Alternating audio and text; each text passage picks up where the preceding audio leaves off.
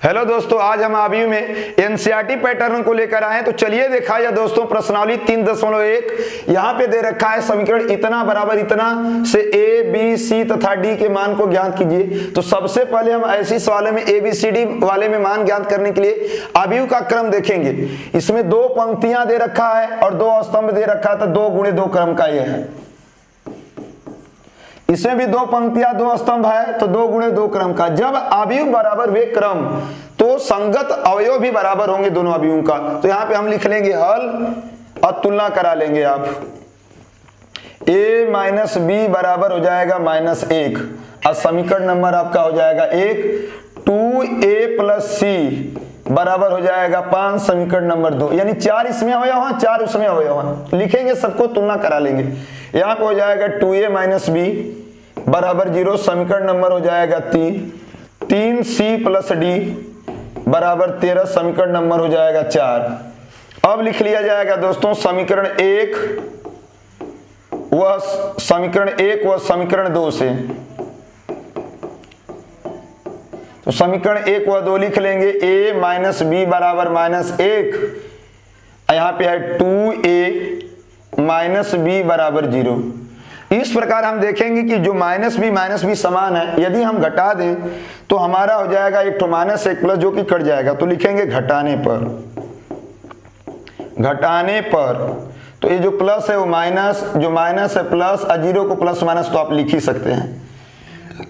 b से और b cut जाएगा, प्लस माइनस है। a में से 2 ये घटेगा -a, -1 में 0 घटा लेंगे तो -1, अर्थात माइनस से माइनस को काट देंगे तो a बराबर आपका निकल जाएगा 1।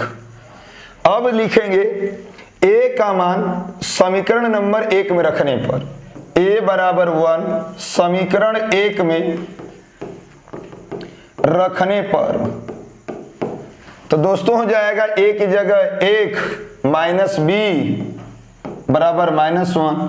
तो हम एक जो -1 अंक है इसे पक्षांतर करके इधर ला देंगे तो प्लस हो जाएगा। -b को उस साइड ले जाएंगे पक्षांतर करके तो वो भी प्लस हो जाएगा, अर्थात b बराबर हो जाएगा 2। इस प्रकार से जब a b का मान निकल गया तो समीकरण जो यहाँ पे हम देखेंगे 2 है, a और c के साथ है, इसलिए लिख लेंगे a का मान a बराबर 1 समीकरण नंबर 2 में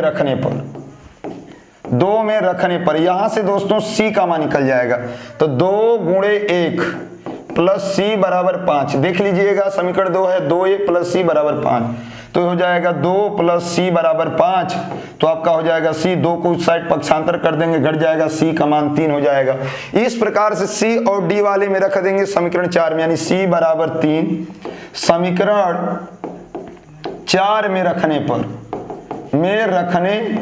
पर तो हो जाएगा आपका यहाँ पे 3, c की जगह आपका मिल चुका है 3 प्लस d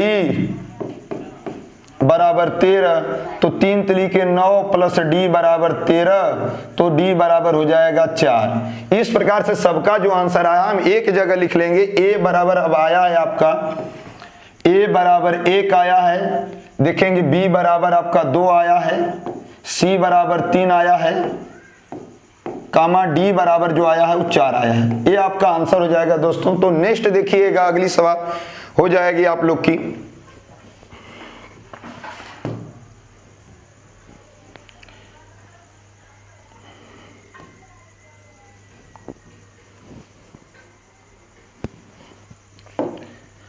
दे रखा ए कोष्टक में ए आई जे का क्रम दे रखा है m गुणे n, एक वर्ग अवयव है। तो पूछ रहा है जब वर्ग अवयव होगा तो कंफर्म होगा कि उसमें जो उसकी कोटि दे रखा है m गुणे n वह आपका बराबर हो जाएगा। जैसे वर्ग अवयव इसमें आप लोग का हो जाएगा a b c d, ये आपका वर्ग अवयव है।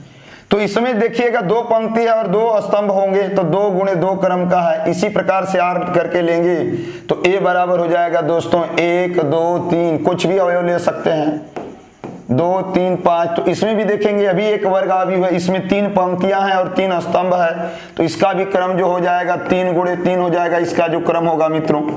यानी कि जब कभी भी सवाल में वर्ग अवयव आ जाए तो उसमें आपका पंक्ति और स्तंभ बराबर होते हैं, इसलिए जो इसमें दूसरे का आंसर हो जाएगा यम बराबर यन, सी वाला सही हो जाएगा। दोस्तों देखिएगा नेक्स्ट दे रखा है x तथा y के प्रदत्त किन मानों के लिए अवयवों के निम्नलिखित युग्म समान है। तो सबसे पहले हम इसका युग्म समान तो क्रम देख लेंगे। इसमें यानी कि 2 अवयव हैं, 2 पंक्तियां हैं और 2 स्तंभ हैं, इसमें भी 2 पंक्तियां हैं 2 स्तंभ हैं। तो सबसे पहले हम देख लेंगे कि इसका क्रम समान है तो हम अवयव संगत अवयव को समान कर सकते हैं। तो यहाँ पे हम लिख लेंगे दोस्तों, यहाँ पे हो जाएगा आपका 3x + 7 बराबर 0, समीकरण नंबर इसको 1 मान लेंगे। यहाँ पे हो जाएगा आपका 5 इसमें और दूसरे अवयव में y - 2, समीकरण नंबर हो जाएगा 2। यहाँ पे देख लेंगे y + 1 बराबर 8, जो कि समीकरण नंबर हो जाएगा 3। यहाँ पे हो जाएगा 2 - 3x बराबर 4, समीकरण नंबर 4। तो देखिए दोस्तों यहाँ पे क्या करेंगे हम कि समीकरण 1 को हल कर लेंगे। लिखेंगे समीकरण 1 को हल करने पर तो यहाँ पे हो जाएगा 3x, 7 को उधर भेज देंगे तो हो जाएगा -7, तो x बराबर -7/3, एक आंसर निकल गया। हम समीकरण 2 को हल करेंगे। समीकरण 2 को हल करने पर तो दोस्तों हो जाएगा आंसर 5, यानी -2 को इस साइड कर देंगे तो हो जाएगा 5 + 2 बराबर y, तो y बराबर हो जाएगा दोस्तों 7। इस प्रकार से समीकरण आप 3 को हल करेंगे। समीकरण 3 को हल करने पर तो हम 1 जो है उस साइड पक्षांतर कर देंगे तो y बराबर हो जाएगा 8 - 1, तो y का मान 7। और समीकरण 4 को लिख लेंगे हल करने पर। समीकरण 4 को हल करने पर तो आपका हो जाएगा, हम जो -3x है यहीं रह जाएगा, रुक जाएगा, और 2 को हम उस साइड पक्षांतर कर देंगे तो 4 - 2 -3x बराबर 2, तो आपका इस प्रकार से हो जाएगा x बराबर -2/3। देखिए एक ही समीकरण में इसमें x के 2 मान आ रहा है, एक x के यह मान और एक x के यह मान, जो कि भिन्न है।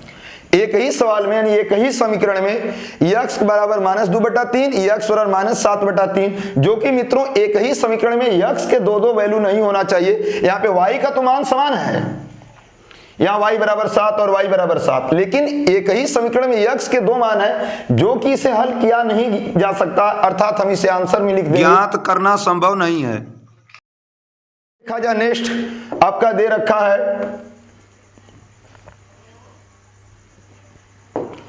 3 × 3 कोटि के ऐसे अवयवों की कुल कितनी संख्या होंगी जिनकी प्रत्येक प्रविष्ट में 0 या 1 है। यहाँ पे दोस्तों दे रखा है 3 × 3 कोटि, तो कंफर्म उसमें जो हो जाएगा उस अवयव में 9 अवयव।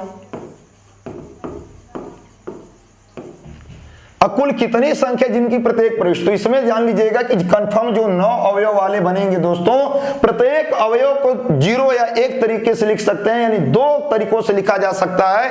यहाँ पे भी लिखेंगे, इसको भी लिखेंगे, यानी कि इसमें 9 अवयव कंफर्म होंगे उस अवयव में, और प्रत्येक अवयव को 0 या 1 तरीके से लिख सकते हैं। तो इस प्रकार से टोटल इसमें 2 अंक बन रहे हैं, जो कि 2 के पावर 9 अवयव लिख लेंगे, और दोस्तों इसे हल करेंगे तो हो जाएगा 512। इस प्रकार से आपका ऑप्शन नंबर हो जाएगा दोस्तों डी। तो आगे से वीडियो